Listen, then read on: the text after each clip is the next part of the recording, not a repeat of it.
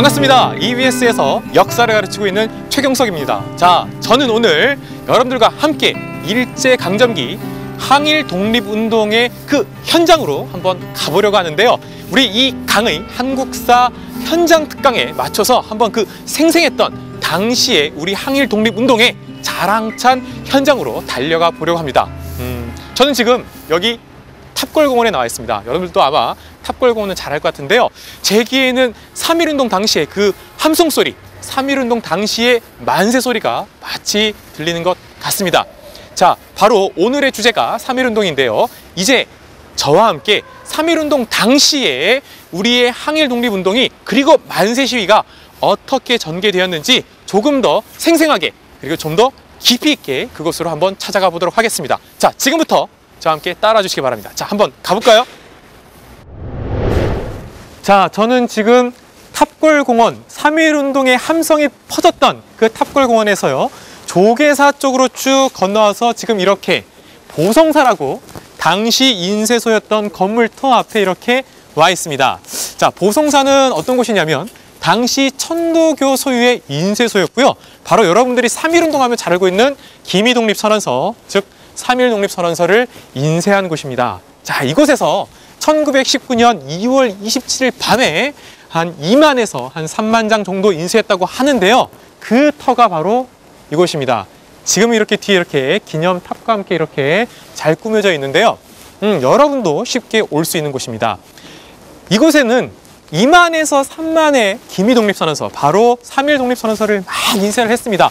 그런데 이제 이것을 일제경찰에 들키지 않고 잘 운반을 해야지만 1919년 3월 1일 우리 민족에게 다 이렇게 나눠주게 되겠는데요. 자, 이제 걸리면 안 되는 상황입니다. 그래서 그날 밤 이제 수레에 싣고 이동하고 있었습니다.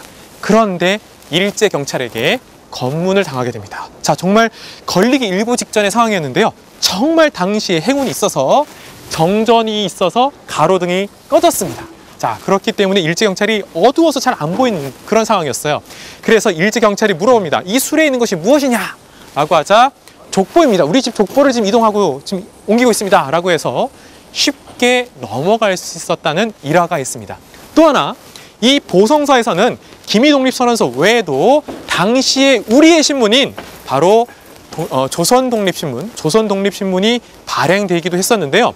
당시 여러분들 일제강점기에는 아직 이 시기에는 조선동아일보가 없었던 시기입니다.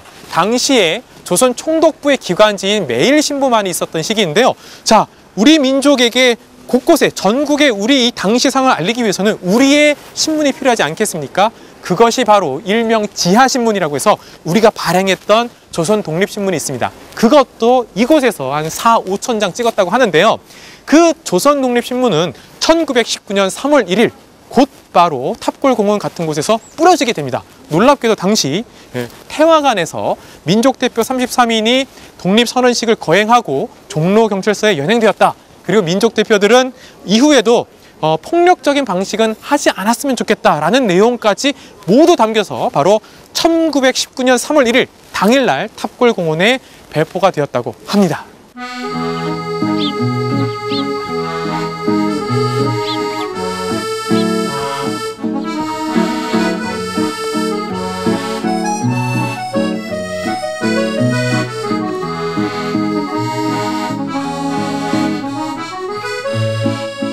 자, 저는 지금 보성사 터에서 조금 더 들어오고 있습니다.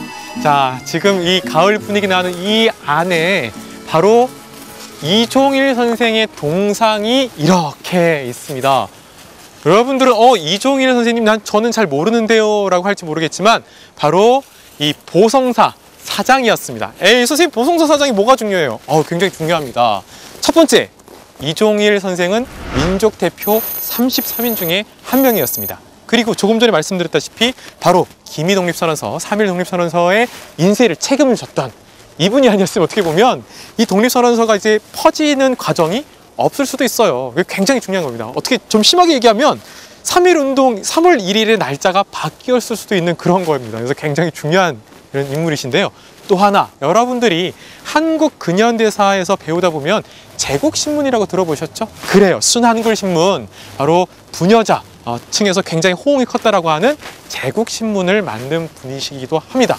이분이 바로 천도교에서 인수했던 이 보송사의 인쇄를 그래서 맡아서 아까 말씀드렸던 기미독립선언서 그리고 조선독립신문을 발행했던 겁니다. 그리고 민족대표였기 때문에 당연히 안타깝게도 감옥살이를 하시게 됩니다. 자, 그렇게 해서 우리는 지금 이 아까부터 계속해서 보송사토를 봤는데요. 그러면 이 인쇄물을 받은 민족대표 33인은 어떻게 그 다음 움직였을까요? 자, 저는 조금 전에 있었던 보송사터에서 이동을 해서 종로 공평동 쪽에서 이제 인사동 쪽으로 오는 길에 3.1 독립선언 유적지라고 적혀 있는 이 바위 앞에 와 있습니다. 자, 이 터는 무엇일까요? 네, 이 3.1 독립선언이라는 말에서 알 수 있듯 바로 이곳이 태화관입니다. 태화관. 아, 우리 교과서에서 태화관 정말 많이 봤는데요. 자, 태화관이라고 하면 여러분들이 이제 많이 학교들에서 궁금해 하실 거예요. 태화관 하면 이제 음식점이라고 하는데 정확하게 여기 보면 원래 순화공주의 궁터라고 합니다. 그래서 순화궁터라고도 보통 얘기하는데 그러다가 여기에 정자가 있었습니다. 그 태화정이라는 정자 이름을 따서 태화관이라고 이름을 붙였는데요. 한마디로 말하면 음식점 이름이에요. 그래서 일제강점기 원래 명월관이라는 음식점이 있었는데 거기 분점입니다. 그러면 33인의 독립대표들이 왜 음식점에 와서 독립선언서를 낭독하고 그 독립선언식을 했을까? 이런 의문이 자연스럽게 들겠죠? 네, 여기 이렇게 적혀 있습니다. 원래 을사, 경술 두 조약 때 매국 대신들의 모의초로 사용되었으나 라고 되어 있습니다. 즉 이완영이 바로 여기에 사교장으로 그리고 모의초로 많이 활용했던 곳이에요. 그러면 여러분들이 한번 생각해 보세요. 생각. 바로 거꾸로 말하면 손병희를 비롯한 민족대표 33인 입장에서는 그 경술국치 한일강제병합을 무효화시킨다 라는 의미로서 바로 이곳에서 독립선언식을 거행했던 것입니다. 자, 그렇다면 태화관에서 33인의 이 민족대표들은 어떻게 했을까요? 그 그림이 있는 곳을 한번 들어가 볼까요? 자, 저는 지금 태화빌딩 안으로 들어왔습니다. 자, 제 뒤에는 민족대표 3.1 독립선언도라고 해서 기록화 한 장이 있는데요. 아마 이 기록화는 여러분들이 많이 봤을 것입니다. 그렇죠? 그리고 여러분들 머릿속에도 많이 3.1 운동하면 떠오르는 그림인데요. 33인이 당연히 있겠죠? 그런데 아닙니다. 여러분들이 시계 방향으로 이렇게 세보면요. 33인이 아니고 세보셨나요? 그래요. 29명입니다. 당시 민족대표 33인 중에서 개인적인 사정이 있거나 지방에 있어서 올라오지 못한 4명을 빼고 29명이 이렇게 1919년 3월 1일 독립선언식을 거행했었습니다. 자, 당시 이 손병희를 비롯한 천도교, 그리고 이승훈을 비롯한 기독교, 그리고 한용을 비롯한 불교, 이렇게 불교계에서 왔고, 당시의 비폭력 평화운동을 중심으로 해서 바로 이 독립선언서를 낭독하게 되는데요. 당시 만해 한용운이 이 당시 이 선언을 이끌어가고, 그가 먼저 대한독립선언을 선창하면서 다른 사람들이 함께하며 독립선언식이 거행되게 됩니다. 자, 그리고 이들은 곧 종로경찰서에 의해서 바로 이제 연행되는 과정이 있게 되는데요. 그런데 원래는 오후 2시 탑골공원에서 민족 대표들과 학생들이 같이 하기로 되어 있었습니다. 그런데 이들이 이제 연행되면서 결국 학생들이 오후 2시 반에 탑골공원에서 하게 되는데요. 자, 그렇다면 제가 말씀드리고 싶은 것은 민족 대표 33인의 비폭력 평화운동이 지금 독립선언에서 계속해서 나타나고 있고요. 또 다른 축으로 바로 학생들이 있습니다. 3.1운동의 주도층으로서 바로 학생이 있게 되는데요. 그럼 학생층은 어떻게 이 3.1운동을 준비하고 있었을까요? 그 현장으로 한번 달려가 보도록 하겠습니다.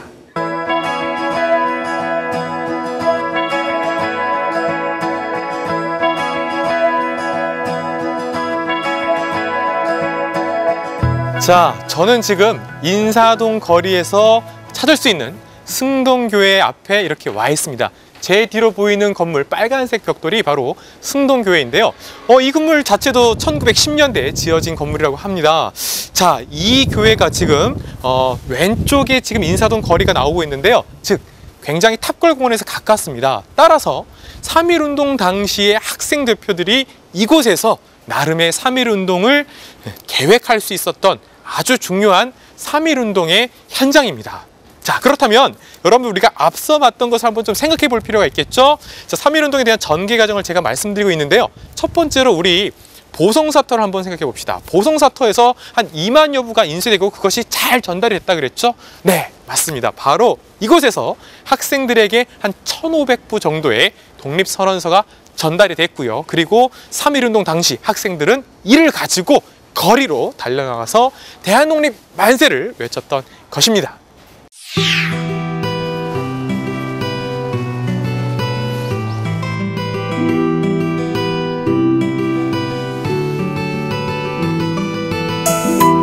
자, 저는 지금 이화박물관 안에 이렇게 들어왔습니다. 이곳은 기획전시실, 그 속에 바로 유관순 열사와 관련된 전시가 되어 있는 곳인데요.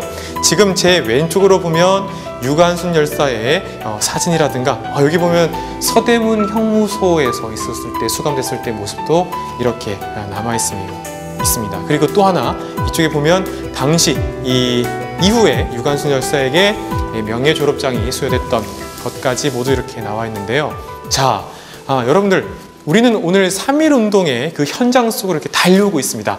특히 민족대표 33인 그리고 학생층이 주도가 되었다라는 얘기를 조금 전까지 현장에서 제가 말씀드렸는데요. 바로 유관순 열사를 빼놓고 우리가 또 3.1운동을 얘기할 수가 없겠죠.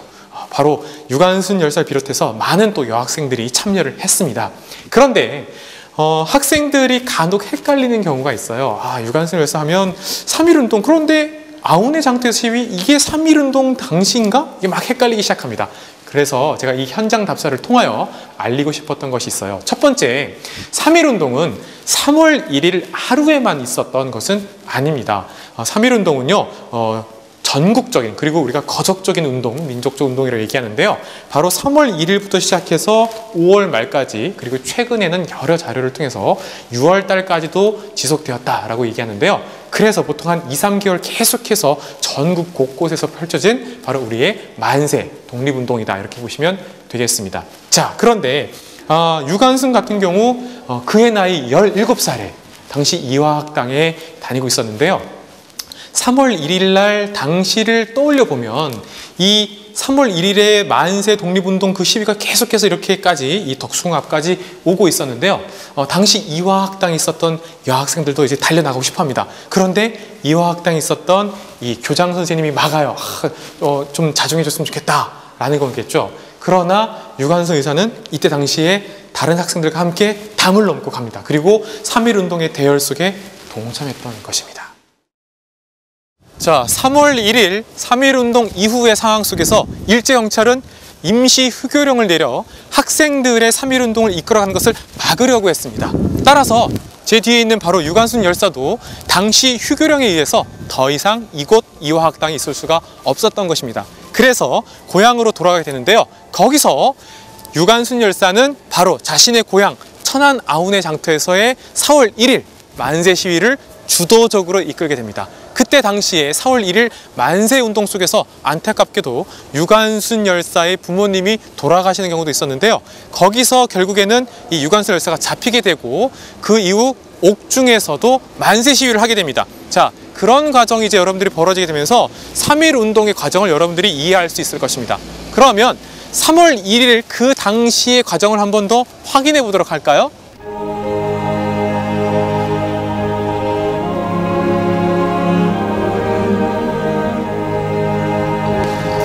자, 저는 지금 덕수궁 대한문 앞에 나와 있는데요. 우리는 오늘 3.1운동과 관련된 현장 답사를 쭉 진행해 봤습니다. 탑골공원에서부터 학생들의 시위, 그리고 시민들이 합류하면서 쭉 이어왔었는데요. 3.1운동의 전개 과정을 보면 바로 탑골공원에서부터 종로 쪽으로 쭉 와서 이 덕수궁 대한문 앞까지 이어지게 되어 있습니다. 특히 덕수궁 대한문은 당시 3월 3일로 예정돼 있었던 고종황제, 즉 광무제의 장례식, 인사일이 있었기 때문에 이곳에 많은 사람들이 운집해 있었고요. 물론 당시 1919년 3월 1일에 덕수궁 대한문은 좀 더 앞쪽에 있었습니다. 자, 그 속에 많은 사람들이 있었고요. 그래서 탑골공원에 출발했던 사람들이 이곳을 지나 저쪽 남대문까지 계속해서 3.1운동의 대한독립 만세를 외치면서 이어지게 되었습니다.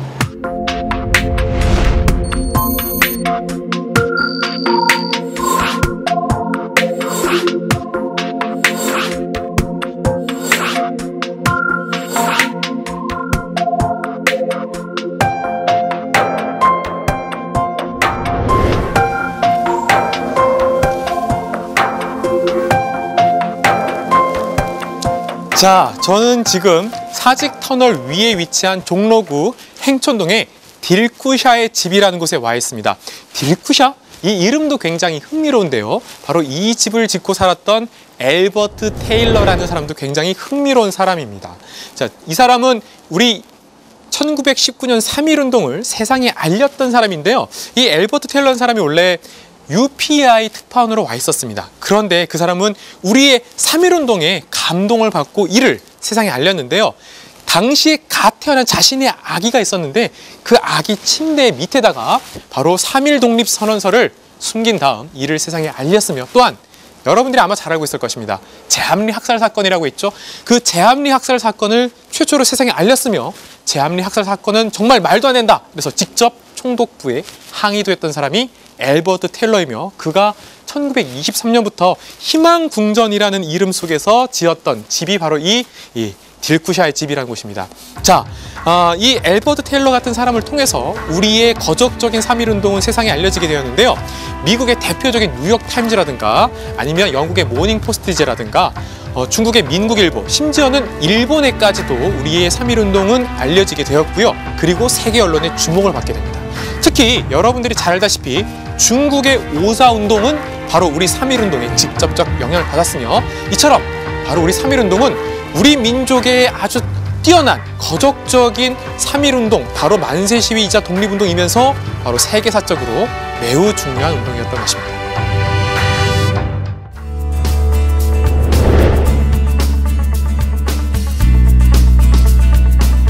저는 지금 남산에 있는 서울 애니메이션 센터라는 곳에 와 있습니다.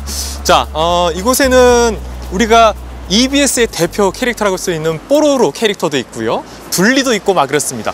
그런데 이것은 일제강점기 정말로 중요한 곳입니다. 자, 바로 여기 표석이 있는데요. 이곳이 바로 우리가 교과서에서 배웠던 통감부와 조선총독부 터입니다. 그럼 여러분들은 선생님, 총독부터 하면 저기 멀리 있는 경복궁 아닙니까? 라고 할지 모르겠는데요. 그것은 1926년부터이고 바로 이곳이 1926년 전까지 이곳이 통감부, 그리고 1910년 이후에 조선총독부 건물이 있던 곳입니다. 자, 바로 이곳인데요. 자, 그런데 1921년 의열단원이었던 김익상이 바로 이곳에서 이제 의거를 일으키게 됩니다. 여러분들은 의열단 하면 아마 약산 김원봉을 떠올 것 같은데요. 이 약산 김원봉이 북경에서 이 김익상에게 폭탄 2발과 총 2정을 주게 됩니다. 그것을 가지고 김익상은 일본인으로 변장을 한 채 우리나라로 들어오게 됩니다. 그리고 그는 이곳에 오게 됐는데요. 매우 삼엄한 경비가 있었을 것인데 어떻게 그는 이곳으로 통과할 수 있었을까요? 그 부분은 다음으로 가보시기 바랍니다. 자, 저는 지금 1920년대에 조선 총독부 건물이 있었다는 바로 이곳 앞으로 걸어오고 있습니다. 그리고 1921년에 김익상 의사도 아마 그렇게 하지 않았을까라고 생각하는데요. 당시 정말로 많은 헌병들이 있을 것이고 삼엄한 경비가 있었겠죠. 그런데 김익상 의사는 이때 전기시설을 수리하려고 왔다라는 수리공으로 이제 얘기를 하고 변장을 하고 유유히 이 안으로 들어가게 됩니다. 그리고 그는 쏜살까지 달려가서 폭탄 2발을 던지게 되는 것입니다. 그런데 한 발은 불발이 됐습니다. 그리고 나머지 한 발은 확실하게 터져서 당시 조선 총독부 건물 안을 완전히 쑥대밭으로 만들어 놓게 됩니다. 자, 이쪽으로 한번 와볼까요?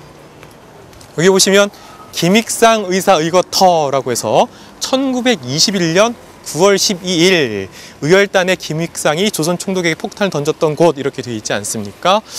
네, 그렇습니다.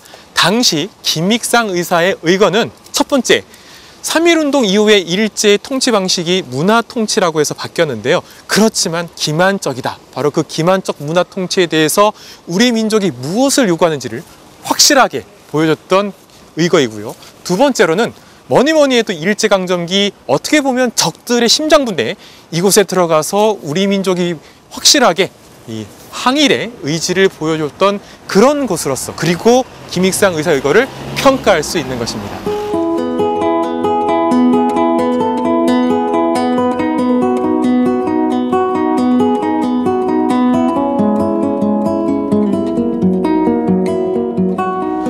자, 여러분, 저는 지금 종각에서 종로 2가 쪽으로 가는 방향으로 이렇게 좀 걸어 나왔는데요.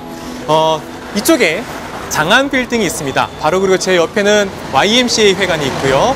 여러분 입장에서는 한국사 현장 특강인데 이곳에 이렇게 막 버스가 지나가고 있는데 여러분들 이거 무슨 곳이지? 라고 의아할지 모르겠지만 바로 이곳이 예전에는 종로경찰서에 있던 곳입니다. 바로 여기 제 앞에 있는 곳이 예전 일제강점기 1920년대 종로경찰서가 있던 곳인데요.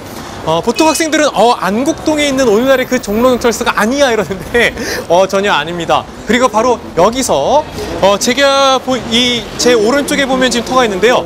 바로 의열단원이었던 김상옥이 바로 여기서 이렇게 종로경찰서 서쪽 편으로 해서 폭탄을 쏘는 것이 바로 이것입니다. 그리고 이렇게 김상옥 의거터가 지금까지 남아 있습니다. 김상옥 의사의 종로경찰서 폭탄 투척에 현장을 찾아 답사를 나갔던 저는 어느새 이곳 대학로 마로니에 공원으로 왔습니다. 따사로운 햇살과 그리고 공연이 펼쳐지고 있는 이곳에 저는 김상옥 열사의 동상을 찾아서 왔습니다. 자, 보시면 굉장히 이 의연한 모습이 보이고 이 동상에도 보면 이 김상옥 열사의 상에 대한 여러 가지 글들이 담겨져 있습니다. 여러분 입장에서는 선생님 왜 갑자기 생뚱맞게 이곳에 왔어요? 이렇게 말하는 학생이 있을지도 모르겠지만 저는 이곳에 와서 오히려 여러분들에게 김상옥 의사의 활동에 대해서 좀 진지하게 얘기하고 싶다라는 생각이 들었습니다. 여기에도 사면에도 여러 가지 글들이 새겨져 있습니다. 그런데 김상옥 의사가 의거를 하기 전에 그런 말을 합니다. 내가 차라리 자결을 하면 자결을 하지 적의 포로가 되지는 않겠다 라는 말을 남겼다고 합니다. 제가 이 말을 하는 이유는 바로 김상옥 의사의 마지막 순간과도 관련되어 있기 때문인데요. 보통 우리는 학교에서 의열단, 종로경찰서에 이렇게 폭탄 투척하면 곧 김상옥 의사가 자결한 것으로 알고 있는데요. 사실은 그렇지 않습니다. 현장 답사를 가고 글을 읽어보면 김상옥 의사는 종로경찰서에서의 폭탄 투척은 성공을 한 거예요. 정말 신출귀몰했고 그들의 간담을 서늘하게 할 정도였죠. 자, 그리고 나서 이 김상옥 의사는 다시 그 다음에 의거를 계획하게 되는 것입니다. 그 의거란 바로 당시의 총독 사이토 총독을 저격하는 것이었습니다. 이미 사이토 총독에 대한 저격을 하기 위한 그 이전의 활동은 강우교 의사가 1919년에 펼친 적이 있습니다. 그러나 안타깝게도 실패한 경험이 있었죠. 자, 이번에는 여기 보다시피 우리 김상옥 의사가 종로경찰서의 폭탄 투척에 이어 바로 사이토 총독을 저격할 계획을 사기합니다. 자, 그러면 반대편에서의 일제 경찰들은 이제 김상옥 의사를 잡기 위해서 혈안이 되었겠죠. 자, 그렇게 준비하던 며칠간 당시의 일제 경찰들은 김상옥 의사를 찾아내게 됩니다. 그리고 급습하게 되고 김상옥 의사는 거기서 일제 경찰들과 총격을 벌이게 됩니다. 당시 기록에 보면 정확하진 않지만 김상옥 의사 혼자서 1대 1000 아니면 1대 500명 엄청나지 않습니까? 혼자서 일당백의 기세로 일제 경찰들과 이 총격전을 벌이게 됩니다. 한 3시간여 이상으로 갔고 심지어 5가옥의 지붕을 넘나들면서 총격전을 했다는 것이 실제 기록에 남겨져 있습니다. 그러나 안타깝게도 결국 중과부족으로 몰린 김상옥 의사는 아까 제가 말씀드린 그 말 그대로 포로가 될지언정 자결하겠다라고 하며 마지막 총성을 자신에게 그래서 자결 순국하게 됩니다. 자, 이것이 바로 김상옥 의사의 이 의열투쟁이었는데요. 저는 이를 통해서 여러분들에게 바로 항일무장투쟁의 의미 그리고 그 활동을 진지하게 성찰했으면 좋겠다라는 말을 남기도록 하겠습니다.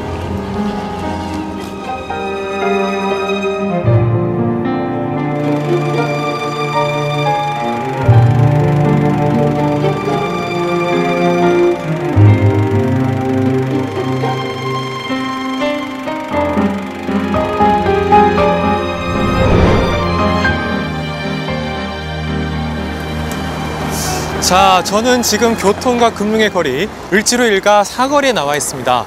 제 뒤로 보이는 곳에 보면 저기 멀리 이제 일제강점기 때 명치정, 즉 명동으로 들어가는 모습이 보이게 되는데요. 제 맞은편에 롯데백화점 본점이 있습니다.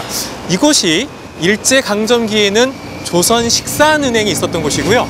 저 멀리 신세계백화점이 있는 그쪽은 미스코시 백화점이라고 해서 여러분들이 얼핏 들어봤을 거예요. 이상의 날개가 또 그 미쓰고시 백화점하고도 관련된, 한마디로 미국의 월스트리트가 있다면 우리에게는 바로 이런 당시 일제강점기 은행들 거리가 있었는 건데요. 물론 이는 일제강점기 식민지 수탈을 위한 것이라는 것 여러분들이 꼭 알아두셔야 되겠습니다. 자, 그런데 저기 보이는 옛 조선식산은행에 1926년 중국인으로 분장한 한 사람이 저벅저벅 이렇게 오게 됩니다. 그는 의열단원 나석주였습니다. 자, 나석주는 1926년 바로 이 의열단의 의열투쟁, 그래서 이곳 조선식산은행에 폭탄을 던지게 됩니다. 그런데 안타깝게도 불발이 되고 맙니다. 그러자 나석주는 여기에 흔들리지 않고 다음 장소로 이동하게 되는데요. 저기서 명동 안으로 들어가게 되면 또 다른 건물이 있게 됩니다. 자, 그곳으로 가볼까요?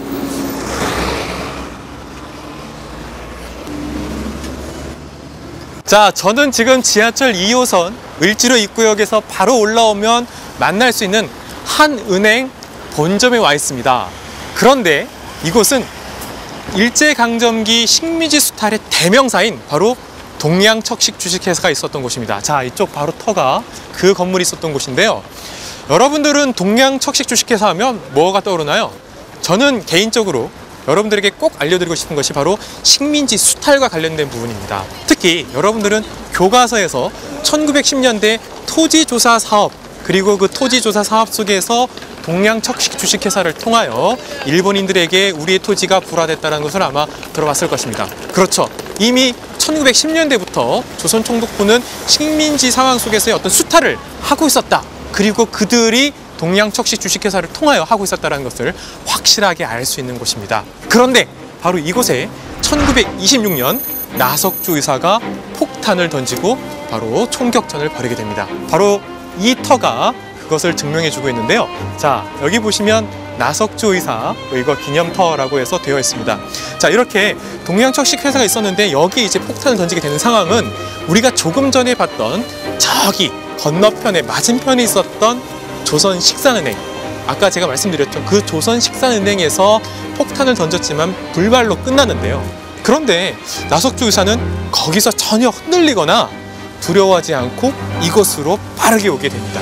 그리고 바로 이곳에서 식민지 수탈의 상징인 동양척식 주식회사에 우리 민족의 울분을 담아서 폭탄을 던지고, 그리고 바로 일본 경찰들과 총격을 벌이게 되는 것입니다. 자, 이쪽으로 오시면 지금도 이렇게 나석주 열사의 상이 남겨져 있습니다. 아마 여러분들도 충분히 이곳에 오셔서 당시 동양척식 주식회사가 있었고, 그리고 바로 이곳에 1926년에 이 나석주 의사가 의거를 펼쳤다는 것을 잘 알 수 있는, 느낄 수 있는 곳입니다. 그 이후 나석주 의사는 어떻게 됐을까요? 제가 조금 전에 올라왔을 때 을지로라고 말씀을 드렸는데요. 일제강점기 때는 황금정이라고 했습니다. 황금정, 아마 여러분들이 언뜻 들어봤을 것입니다. 자, 그곳에서 계속해서 일제 경찰들과 총격전을 벌이다가 안타깝게도 자결하시게 됩니다. 자, 그렇다면 바로 이 나석주 의사를 비롯하여 우리가 김일성부터 계속되는 1920년대 의열단의 활동은 어떤 의미가 있는 것일까요? 저는 뭐니 해도 3.1운동 이후에도 계속해서 우리의 항일투쟁의 흐름은 가열차게, 의열단의 이름처럼 가열차게 계속해서 맹렬히 있었다라고 말하고 싶습니다. 자, 오늘 김익상부터 나석주까지 1920년대 뜨거웠던 항일투쟁, 바로 의열단의 투쟁에 대해서 한번 살펴봤는데요. 1920년대 당시에 이 신채호는 조선혁명선언이라는 글을 발표하게 됩니다. 바로 의열단의 투쟁과 함께 여러분들이 보시면 되겠는데요. 당시 조선 청년들의 가슴을 들끓게 하면서 바로 독립을 위한 투쟁을 선택하도록 이끌게 됩니다. 자, 그렇다면 여러분 입장에서는 와, 선생님 정말 의열단 대단한데요. 그런데 이것이 그 이유는 어떻게 됐을까요? 굉장히 궁금하지 않습니까? 물론 이 개별적인 투쟁에 뛰어난 점도 있지만 좀 더 이것을 조직적으로 묶어내는 흐름도 필요했겠죠. 그래서 바로 이 약산 김원봉은 또 다른 선택을 하게 됩니다. 자, 약산 김원봉은 이제 의열단을 좀 더 발전시키는 형태를 생각하게 됩니다. 그는 이제 개별적인 투쟁에서 조직적인 투쟁으로 한 단계 발전하자, 이런 겁니다. 아, 대단하지 않습니까? 그래서 직접 약산 김원봉과 의열단원들은 바로 중국에 있었던 황포군관학교에 들어가게 됩니다. 여기서 조직적으로 중국인들과 함께 군사와 관련된 이 군사직과 관련된 여러 가지 기술을 배우고 훈련을 쌓게 됩니다. 이를 바탕으로 1930년대가 되면 이제 조선혁명 간부학교라는 것을 만들게 되고요. 이 속에서 또 많은 이들이 이 바로 독립을 위한 이 항일 독립운동에 뛰어들게 됩니다. 이를 바탕으로 중국 관내에서 이 김원봉은 당시의 독립운동을 하나로 모으게 되고 이 속에서 바로 1938년 조선의용대를 만들게 됩니다. 이 조선의용대를 통해서 바로 중국 관내에 바로 우리의 군사 조직을 만들게 되고요. 이 중국과 협력 관계 속에서도 나름대로 독자적인 항일로 나설 수 있었습니다. 그리고 이 속에서 나중에 가게 되면 조선의용대 화북지대는 바로 1940년대 초에는 태양선 전투와 같은 직접적 전투에 또 뛰어들게도 되는 것입니다. 자, 그렇다면 우리는 이 현장 특강 속에서 이 의열단에 대해서 어떻게 평가할 수 있을까요? 바로 1910년대 이후 3.1운동 이후에 바로 엄혹했던 일제 식민 통치에도 불구하고 가장 강렬한 그리고 가장 뛰어난 투쟁으로 의열단이 직접 나섰다는 것을 확인할 수 있었습니다. 자, 여러분, 바로 일제강점기 그 엄혹한 시절에 이 항일 독립운동, 항일 무장투쟁에 의열단이 있었던 것 잊지 않았으면 좋겠습니다.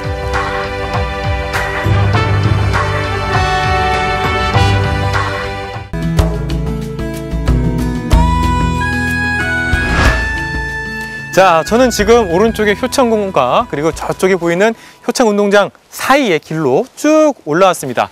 그리고 이렇게 이봉창 의사의 동상을 만나게 되었는데요. 자, 여러분들 보이시나요? 지금 폭탄을 들고 일왕마차에 던지고 있는 모습을 지금 이렇게 형상화했는데요.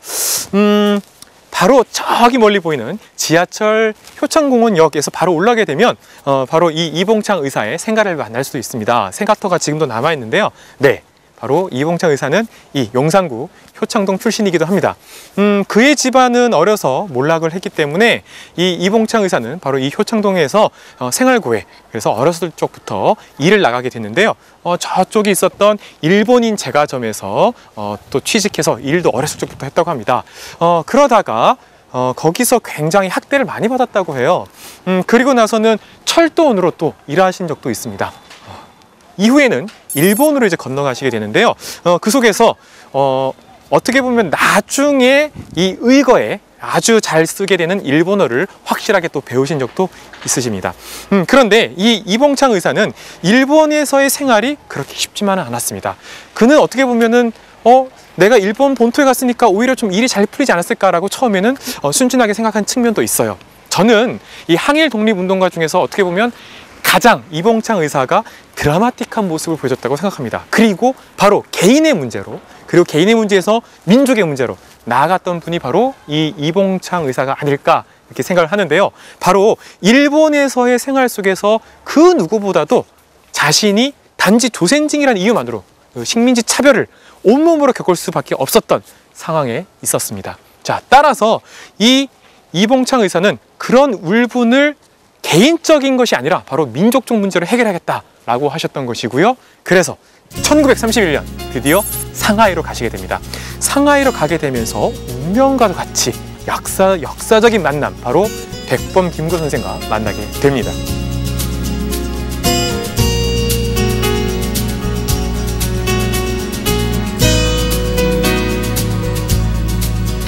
자, 저는 지금 이렇게 백범 기념관 앞에 안에 들어와서 지금 이봉창 의사의 사진 앞에 이렇게 있습니다. 굉장히 활짝 웃고 계시죠? 정말 대단한 것 같아요. 그리고 여기 바로 이렇게 선서문이 있습니다. 선서문 내용은 여러분들이 확인할 수 있는데요. 나는 적성으로서 조국의 독립과 자유를 위하여 라고 바로 한인 애국단에 바로 가입했던 선서문이 이렇게 있습니다. 여러분들은 이봉창 의사에 대해서 무엇을 알고 있나요? 저는 단순히 그가 폭탄을 던졌다는 것 말고 제가 아까 드라마틱하다라고 말씀을 드렸는데요. 이 이봉창 의사가 일본 생활에서 굉장히 많은 차별을 느끼면서 1931년에 왔을 때 그는 당시 상하이 임시정부 사람들과 접촉하고 싶었어요. 그런데 접촉할 방법이 없었습니다. 그래서 오히려 더 일본인 복장을 하고 그리고 거기서 마치 건달처럼 거기서 막 이렇게 행패도 부리고 사치도 즐기고 막 그러셨어요. 그래서 당시 상하이 임시정부 사람들이 그 이봉창에 대해서 저 정말 건달 같다라고 굉장히 그 소문이 안 좋았어요. 그런데 백범균구는 오히려 그 얘기를 듣고 한번 만나봐야 되겠다라고 합니다. 바로 어떻게 보면 역사적 우연일까요? 혹은 필연일까요? 이 둘은 역사적인 운명과도 같은 만남을 하게 됩니다. 만났을 때 이봉창 의사는 바로 백범균구에게 이렇게 말합니다. 저는 지난 31살까지 많은 쾌락을 즐겼습니다. 그러나 이제 진정한 그리고 영원한 쾌락, 바로 영원한 즐거움을 느끼기 위해서 독립운동을 하고 싶습니다. 라고 합니다. 자, 결국 뜻과 뜻이 만나게 되는 것이죠. 그래서 백범균구 선생은 이 이봉창을 믿고 바로 그를 한인애국단 제1호로 임명하게 되는 것입니다. 자, 이렇게 선서문이 있는데요.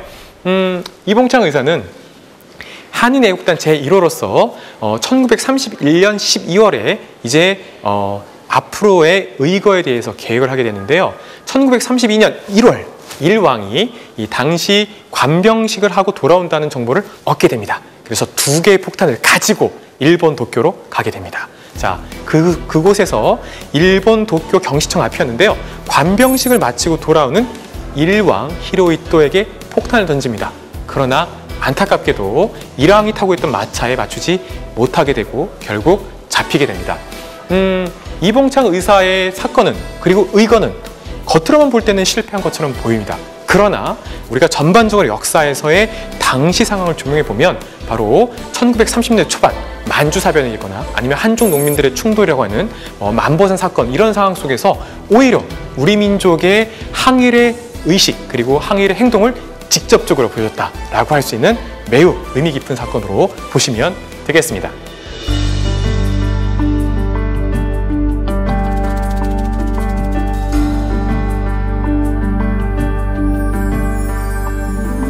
저는 지금 매헌기념관이라고 해서 이 양재동 숲속에 있는 바로 윤봉길 의사 기념관 안속으로 이렇게 들어와 봤습니다. 우리 서울 속에서도 사실 이렇게 그 항일 독립운동의 그 현장을 찾을 수가 굉장히 있는 곳이 많은데요. 이번에는 어떻게 보면 여러 입장에서 현장이 이럴지 모르겠지만 이 바로 매헌기념관 속에서 우리는 윤봉길 의사의 또 나름대로의 그 모습들을 찾을 수 있습니다. 저는 무엇보다도 윤봉길 의사의 어떤 좀 인간된 그분의 우리가 잘 모르는 여러 가지 그 모습에 대해서 좀 말씀을 해드리려고 합니다. 왜냐하면 사실 윤봉길 의사 하면 너무나 거룩하고 어떻게 보면 너무나 보통 사람으로서 할 수 없는 그런 일을 하는 분이 아닌가라고 우리가 조금 너무 멀리 이렇게 쳐다보는 경우가 있기 때문인데요. 사실 윤봉길 의사가 상하이 훈커공원에서 의거를 일으키셨을 때 나이가 25살입니다. 굉장히 젊으시죠, 그렇죠? 그러면 그 전까지의 모습은 어땠을까를 좀 보면 이런 거예요. 굉장히 어떻게 보면 남다른 면은 분명히 있어요. 굉장히 의지가 강했고, 예를 들면 3.1운동이 일어나자 이제 뜻한 바가 있어서 학교를 그만둡니다. 그리고 우리식 교육을 배우겠다. 그래서 한학을 배우겠다라고 해서 또 전통 교육이 있었고, 그러면서 나름대로 이분이 생각했던 것 중에 하나가 바로 농촌 계몽운동과 야학운동입니다. 여러분들은 이 일제강점기에 보면 무식한 거? 그렇게 당시에는 무지라는 게 되게 많지 않았을까라고 생각이 쉬운데요. 사실 이 무지라는 것, 어떻게 보면 당시 일제에 의해서 의도적으로 있었다라는 부분이 있거든요. 바로 일제 식민교육하고도 맞닿아 있는 부분인데, 이런 상황 속에서 바로 제 뒤에도 딱 보이지만 이 윤봉길 의사는 나라를 잃게 된 그 핵심에 무지가 있다라고 생각하시고 농촌 계몽운동가 그리고 야학을 했었고요. 단순하게 한글 교육한 것이 아니라 그 속에 민족 교육을 하셨던 겁니다. 그러던 와중에 바로 좀 더 뜻을 가지게 되고 남아 대장부로서 내가 큰 뜻을 이루지 않으면 다시 돌아오지 않겠다라는 것으로 이런 모습을 하고 계셨는데요. 1930년 그의 나이 23살에 중국으로 망명 가게 됩니다.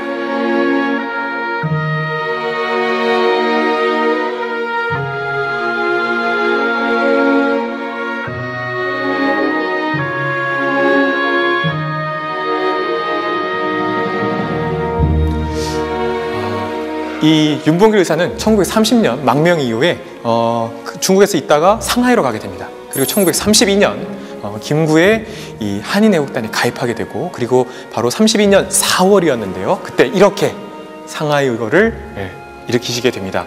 지금 윤봉길 의사가 폭탄을 투척한 직후에 아수라장이 된 연단의 모습이 있는데요. 당시의 긴박한 모습을 굉장히 잘 나타내주고 있죠.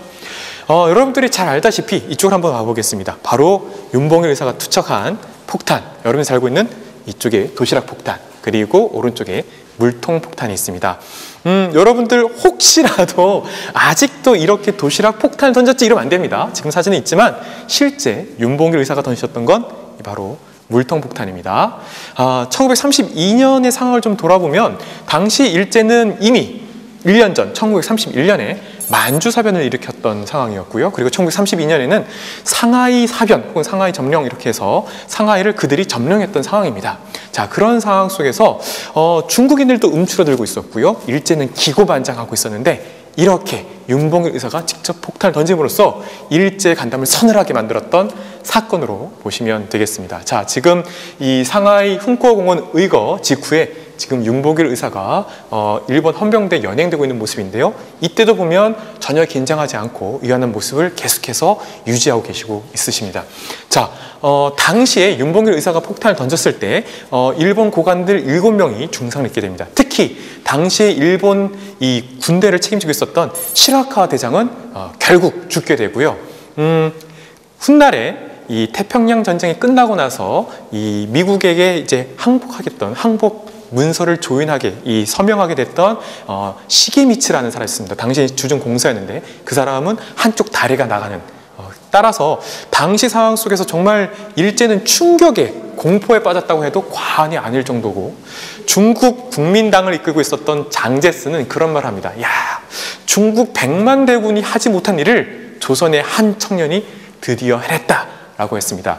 그렇다면 이 상하이 훈코공원 윤봉길 의사의 이 의거의 의의는 무엇일까요? 무엇보다 일제에게 우리 항일의 정신을 확실하게 보여줬다라는 것, 그리고 당시 어떻게 보면 조금 침체되고 있었던 대한민국 임시정부가 활력을 되찾게 됐던 계기가 되었다라고 할 수 있겠습니다.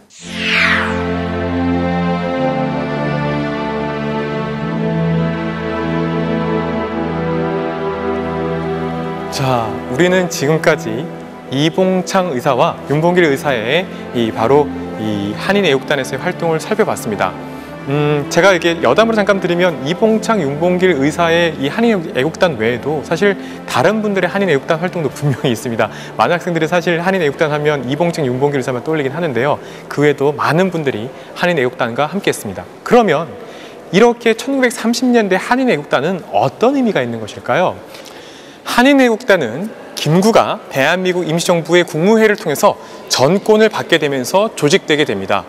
당시 1930년대 초라고 하면 이제 자금난을 겪게 되고, 그리고 조직 운영상에서도 힘들게 되고, 또한 국내와의 연계도 쉽지 않은 상황이었습니다. 거꾸로 일제는 만주사변을 일으키고 그들의 식민지 정책을 강화하고 있었던 시점이기 때문에 오히려 이런 상황 속에서 김구는 한인애국단을 통하여 일제 요인 암살 그리고 시설 파괴를 통해서 일제에게 상당한 타격을 주는 방식을 선택했던 것입니다.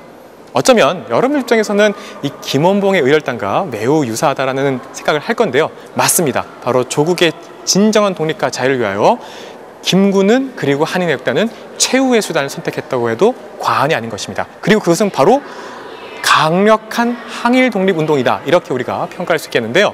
결국 이봉창 그리고 윤봉길 의사의 의거를 통하여, 특히 윤봉길 의사의 의거를 통하여 중국 국민당 정부의 지원을 받게 되고, 바로 그들과 함께 일제에 맞설 수 있는 공동전선을 구축할 수 있었다고 여기면 되겠습니다. 그리고 임시정부 내에서는 한인애국단의 조직을 좀 더 활성화하여 한 단계 올라갈 수 있는 계기가 됩니다. 즉, 개별적 투쟁들을 모아서 이제 군대를 조직할 수 있는 발판을 마련했다고 해도 과언이 아닌 것입니다.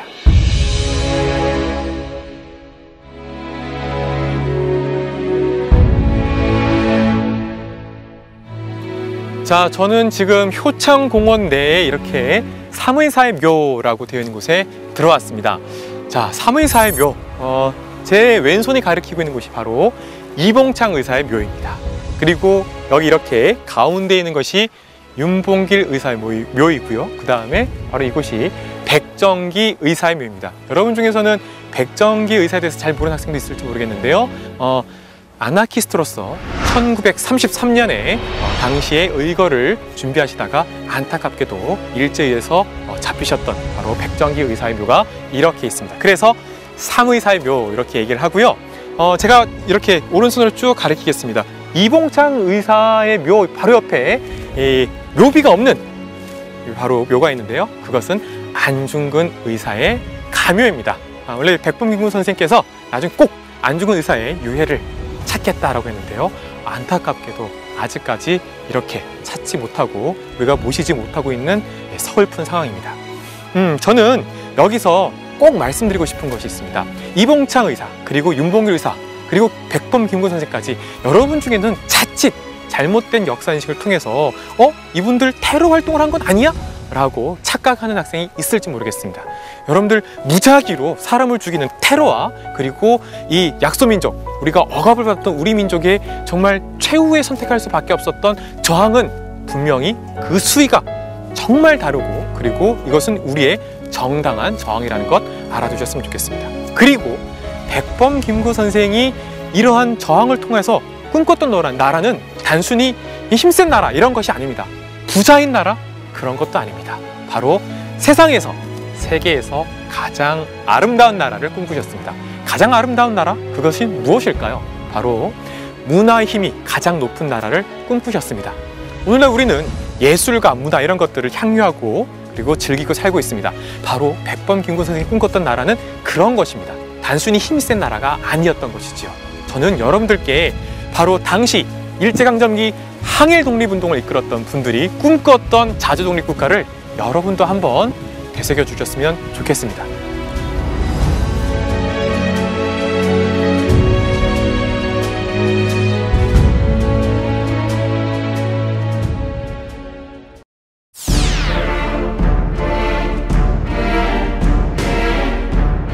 대한민국 임시정부 요인들이 귀국한 뒤 뒤늦게 돌아와 이곳에 이렇게 앉아서 바로 국무회의를 열었던 것입니다. 뒤에 두 개의 총탄 자국은 당시의 것을 복원한 것으로서 백범김구의 몸을 관통한 총알이 바로 이 창문으로 나가게 된 것이죠.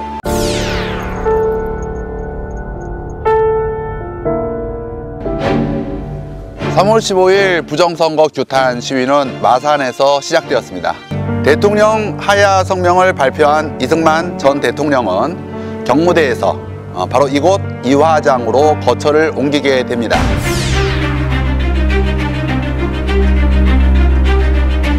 소녀들이 들고 있는 시계 중에 아랫시계가 바로 6.25 전쟁이 일어난 날을 바로 고정시킨 것입니다. 지금 뒤에 보이고 있는 것은 물론 저쪽에도 있는데요. 6.25 전쟁 당시에 숨졌던 바로 전사했던 국군들의 바로 명단이 새겨져 있는 오석판입니다.